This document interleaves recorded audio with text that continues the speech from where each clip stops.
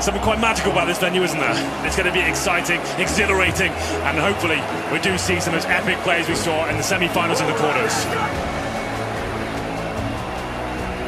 Cold's just fighting at this point to try and salvage the round. There's no way Plant is in mind. It's all about kills. It's a 1 versus 2. Knows one's close as well based on the nade. Doesn't really have the range on the CZ. Has the accuracy. Oh! Gets off with Cold Zero!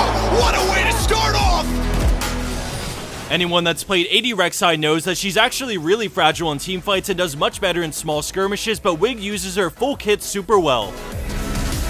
Raindrak starting to take chip damage. Will no one go for the big play? He's trying for it, and he gets it too! Snatching the Aegis out from under Vici. They had time there to grab it. Video games. A curse word in most normal households, but what really are video games, and why do more and more people play them? And what are the real pros and cons? Before my mission, I played a lot of games. A few games in particular took my interest. I started playing professionally at age 15, and since then part of my mission was funded through gaming. So how did I get from casual fun to real money? First, let's start with how much money is in so-called casual gaming. Worldwide, about 3 billion hours of video games are played each week. On top of this, in America alone, it is estimated that more than 150 million people play video games. 42% of these playing at least 3 hours a week. And each day, more and more people pick up a console or log onto the PC to join the ever-growing market.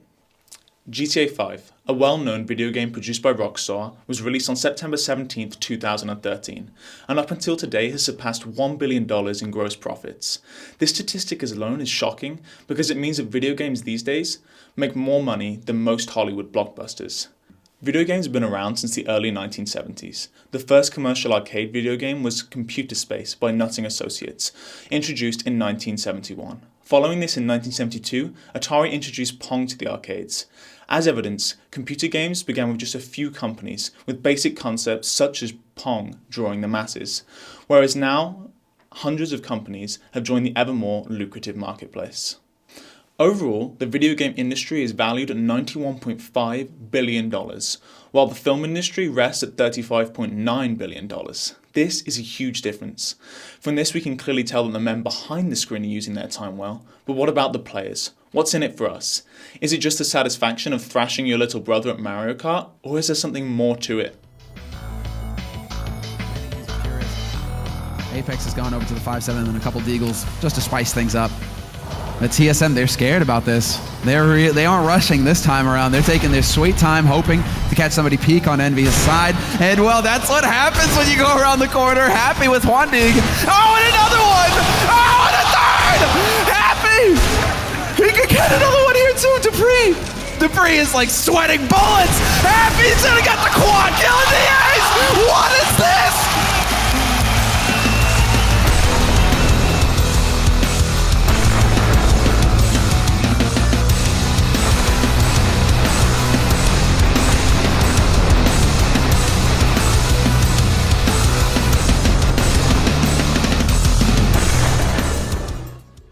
Baked him in a further angle, but he's got not a lot of room to work with.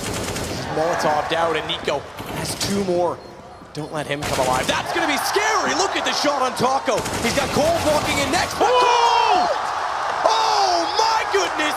Line up the hat trick and pull the rabbit from the hat. It's all done. SK get their 4th. And I think Ali may just go for the stick on this. Fallen's going to try and walk back in as they both get close enough range. Considering upper has Alu go look low. Hits the diffuser. Fallen gets back.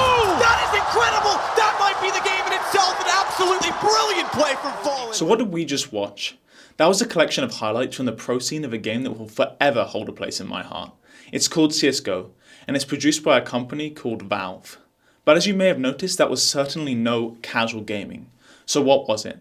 CSGO is one of the world's biggest games with something called esports, or electronic sports. And really, esports is no joke anymore. In South Korea, StarCraft is bigger than most other sports, and just recently we've seen more and more countries accepting professional video gaming as a real sport. Some of the biggest esports are as follows: League of Legends, Dota 2, CSGO, and StarCraft 2. But today we're going to follow the path of just one of these, Counter-Strike Global Offensive, a huge first-person shooter primarily for the PC. And for anyone who hasn't heard about this amazing game, please let me enlighten you. Counter-Strike Global Offensive, or as it's most commonly called, CSGO, was launched by Valve 14 years ago. It was a sequel to the first hit game Counter-Strike Source. Ask your parents, a lot of them probably played it. The game is simple in concept. Terrorists versus counter-terrorists. The terrorist objective is to plant a bomb on the bomb site, and the counter-terrorist job, obviously, is to stop them. It's the first to reach 16 round victories. It's 5 versus 5 in competitive mode, and each round if your character is killed, you have to wait till the next one. No second chances. To give you an idea of what a round looks like, here's a quick clip. Oh, the flash timing is perfect. Taco gets him down, no chance for Passion to strike, nice shot, Snacks up close. And a straight flash high in the sky, they won't be able to dodge, means he can go back for more, and he certainly will. Finds a second and a third. Snacks on fire, what a shot! As he picks up a fifth for Virtus Pro to close the half. That's what we needed from Snacks. Fire the team back up. So how much money is in this game? Well, the biggest prize pot to date has been 1.5 million. But just to give you an idea, Dota 2 had the highest prize pot of 24 million. The biggest crowd who attended a live game is around 16,000. And just to show you this is no joke, here's a few images of where people I know have and could end up living. And here's the cars they drive. So, why are they able to live like this? Because pro gamers' salary in CSGO averages at about 100k a year, and that's just what the sponsors pay them. The real reason they're able to make so much money besides the prize pots is the sheer number of viewers.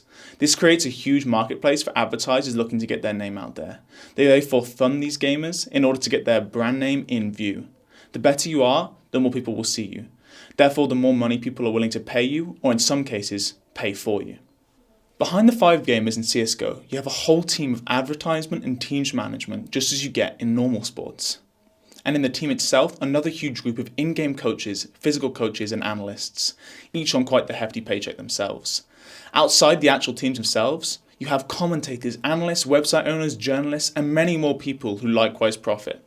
So great, I can play video games and just get rich? Well, let's get into the actual grit and work behind becoming a so-called professional gamer.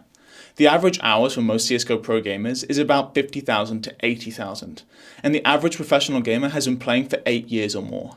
Each day you're expected to play for at least 6 to 8 hours, and before big tournaments you're expected to play at least 12 hours each day.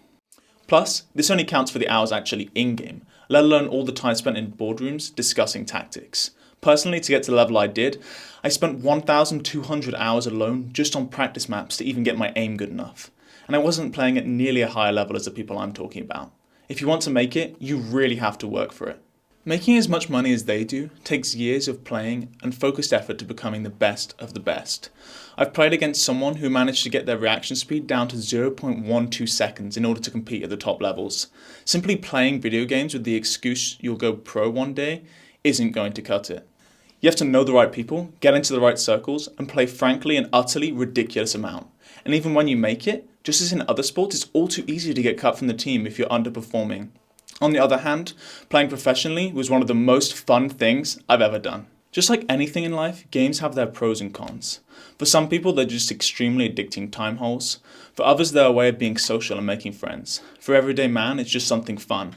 And then for the very, very elite, they're a way of buying as many Ferraris as any man could need. Whoever you are, don't hide behind the excuse of becoming a pro gamer. If that's what you're going to do and you feel you can do, work for it. Because it really can be such a huge help with things such as mission funds. And plus, who doesn't want to just play games for a living?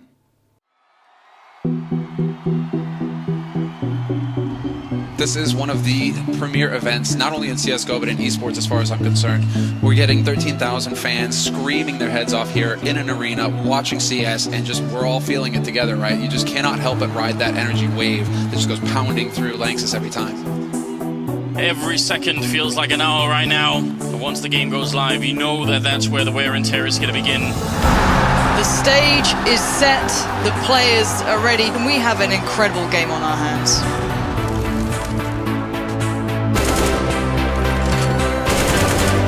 Two players in very different spots, and they need success from Flaney, and they don't get it. Simple as that. Seized. Gonna fall as well. Apex turreting around.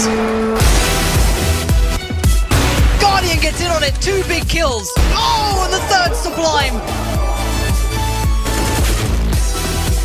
Simple puts the first nail in the coffin, and it's Lavi through to the semi-finals. Outstanding performance. There's the first shot, there's the second! He has the kit, and there's the triple kill clutch.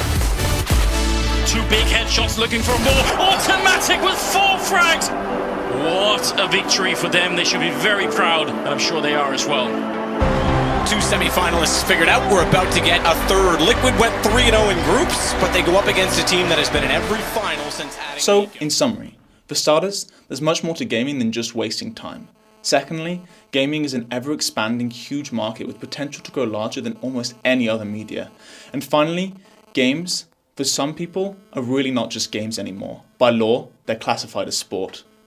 If you feel like you have the potential to go pro, make sure you understand what that actually entails. I met many a school dropout who realizes they're just not up to it down the line. And then you're very, very good at some random game for no particular reason. If the idea of sitting around playing 8 hours of games a day, discussing them for days on end, constantly traveling and the fear of underperforming doesn't appeal to you, keep thrashing your little brother at Mario Kart. We need more people like you in the world.